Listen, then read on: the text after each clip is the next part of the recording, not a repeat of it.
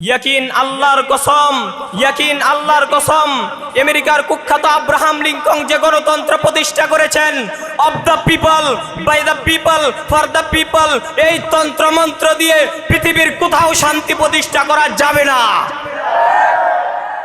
سبحان الذي أسرى بعبده ليلا من المسجد الحرام إلى المسجد الأقصى الذي باركنا حوله لنريه من آياتنا সদাকাল্লাহুল আযীম।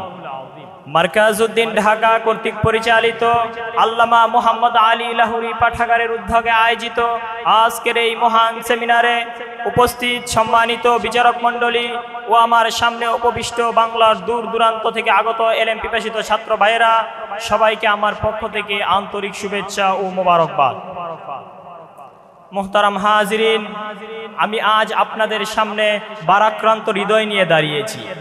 আজ পত্র পত্রিকা খুললেই দেখা যায় গাজার মজলুম মুসলমানের হাহাকার, বস্ত্রহীন মানবতার করুণ আর্তনাদ, নির্যাতিত নিপীড়িত নিরন্ন ক্ষুধার্ত মানুষের বুক ফাটা করুণ কান্না। ওই যে দেখো লক্ষ শিশু জ্বলে পুড়ে সারকার হয়ে যাচ্ছে বোমার আঘাতে। প্যালেস্টাইনের জনপদগুলা থেকে বেশি আসছে মজলুম মুসলমানের ফরিয়াদ, রব্বানা আখরিজনা মিন হাযিহিল ক্বরিয়াতি যালিমি আহলুহা। আর সেই আহ্বানে সাড়া দেওয়ার মতো দায়িত্ববোধ জাগ্রত করবার লক্ষ্যে আজ আমি আমার বিষয়বস্তু নির্ধারণ করেছি বাইতুল মাকদিস ও ফিলিস্তিনের ইতিহাস। সংগ্রামী ও সাথী ও বন্ধুগণ, যদি আমরা ইতিহাসের দিকে দৃষ্টিপাত করি তাহলে দেখতে পাবো জেরুজালেম শহরটি সর্বপ্রথম আমিরুল মুমিনিন হযরত ওমর রাদিয়াল্লাহু তাআলা আনহু এর যুগে মুসলিমদের হাতে হস্তগত হয়। এরপর দীর্ঘদিন শহরটি মুসলিম শাসনের অন্তর্ভুক্ত থাকে। আব্বাসি উমাইয়া শাসন আমলে শহরটি যথেষ্ট উন্নতি লাভ করে, কিন্তু দুঃখজনকভাবে 1099 খ্রিস্টাব্দে ইউরোপের খ্রিস্টানরা পুনরায় তাদের শহরটি তাদের দখলে নেয়। 80 বছর খ্রিস্টানদের অধীনে থাকার পর ইসলামের সাহসী সেনা সুলতান সালাউদ্দিন আইয়ুবী 1187 খ্রিস্টাব্দে পুনরায় শহরটি মুসলিমদের হাতে হস্তগত হয়। সুলতান সালাউদ্দিন আইয়ুবী সেখানে ব্যাপক পরিমাণ মাদ্রাসা মসজিদ প্রতিষ্ঠা করেন এবং মসজিদে আকসাকে পুনর্নির্মাণ করেন। কিন্তু বড় দুঃখের সাথে আজ বলতে হচ্ছে, দ্বিতীয় বিশ্বযুদ্ধের পর 1998 খ্রিস্টাব্দে মার্কিনপন্থী ইহুদি ডেভিড বেন প্যালেস্টাইনের পবিত্র ভূমিতে ইসরায়েল নামক এক অবৈধ রাষ্ট্রের ঘোষণা দেন।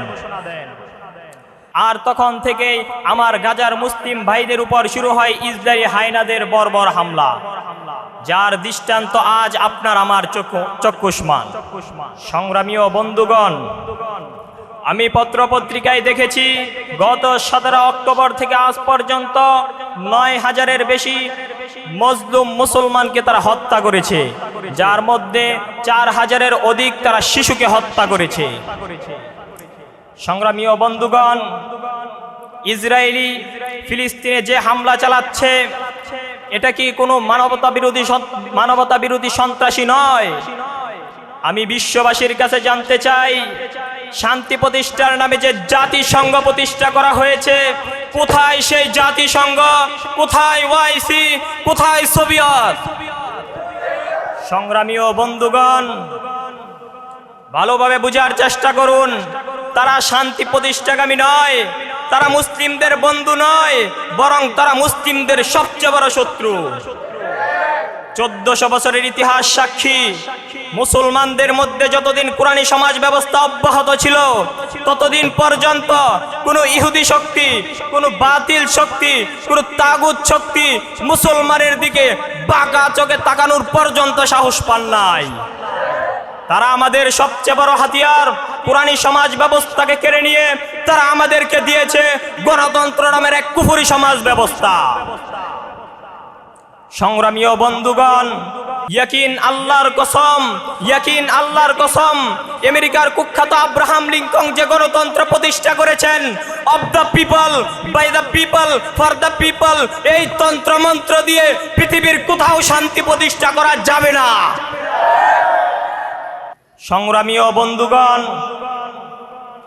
কাজী আমি শহীদ কাফেলার ছাত্র ভাইদেরকে বলবো, দুনিয়ার রঙিন স্বপ্ন বাদ দাও, বুকে জিহাদি তামান্না লালন করো।